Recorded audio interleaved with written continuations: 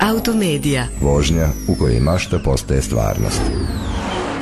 Put do uspeha nikada nije bio posut laticama. Ne govorim samo o poslu, već i o životu.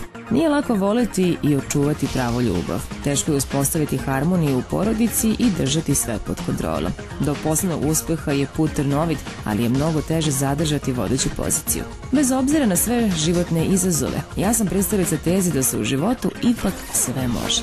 Postoji ključ koji otključava sva vrata i koji je lek za sve životne prepreke, a to je samopouzdanje. O tome govorim u nastavku emisije. Automedia.com. Vožnja u kojoj vaša mašta postaje stvarnost.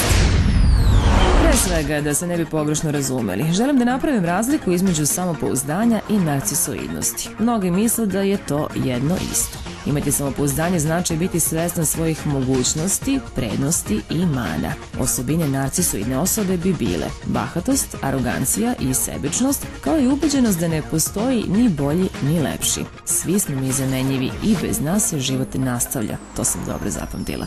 Samopouzdanje je osobina koja se u proteklom periodu negde izgubila. Velike promene u društvu i nedaće koje su zadesile naš region u proteklih 20 do 30 godina puno su uticale da se osjećamo manje vrednim. Nedostatak samopouzdanja dolazi iz detinjstva zapravo. Gledajući u svoje roditelje, njihov način života kao i na komentare koji su nam upućivali, razvijeli smo se u nesigurne ljude koji pokušavaju da se oslone i dalje na pleća svojih roditelja. Shodno takvim životnim okolnostima, pa to je s jedne strane i normalno.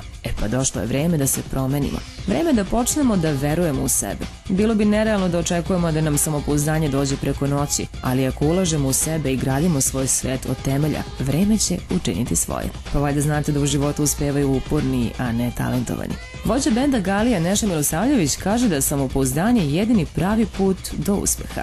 Samo onaj ko uspe u životu da definiše šta zapravo hoće od života i šta hoće, kojim pravcem hoće da se kreće i da svoje potrebe i svoje snove uskladi sa svojim mogućnostima, samo taj ima šansu da uspe. Samopouzdane osobe grade svoj život po sopstvenoj volji. Kada se suočavaju sa problemima, rade to mirno i stabilno, znajući da je to još jedna lekcija u knjizi života. Upravo zato su i uspešni u svim poljima.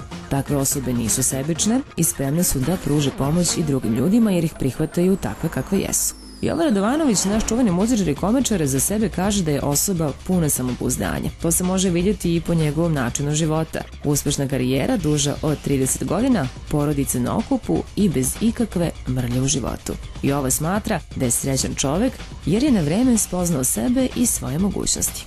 Znate, kad imate nekakav cilj, vi morate da vidite kojim ćete sredstvima i na koji način, kako je najlakše i kako je najsvrsishodnije da to uradite. Mi smo to sve prošli, savladali tu tehniku i onda već kad savladate tu tehniku, onda posle idem na lova. Tehnika samopouzdanja počinje posmatranjem sebe, svojih postupaka i načina života. Znam da je to veoma teško, jer vrlo često nismo ni svesni koliko smo neiskreni prema sebi samima. Pa kako onda da očekujemo da drugi budu iskreni prema nama? Julie iz rock benda Van Gogh kaže da samo iskrenost i emocija vode ka uspehu. Na tome moramo puno da poradimo. Uspeh dolazi pre svega kad radiš. Ako život posvetiš tom cilju, onda mora da dolazi iz srca, bio bi lud da trošiš ovako dragocen život na nešto što je bez smisla i neiskreno. Ovo danas je daleko od onoga kako sam ja zamišljao zemlju u kojoj živim, okolnosti pod kojima živimo i ono što se kaže paket snova i vizije u budućem vremenu. Što ne znači da mi trebamo da stanemo i da odustanemo, već trebamo zaista da damo sve od sebe, da maksimalno radimo da bi makar naša deca osetila to nešto što se zove deo koji smo mi izostavili da proživimo. Tek tada, kada postanemo svesni sebe, naših lepih osobina kao i nedostataka, zakoračili smo u proces samopouzdanja. Jedna moja prijateljica tek posle 30. otkrila je da ima talenat za slikanje.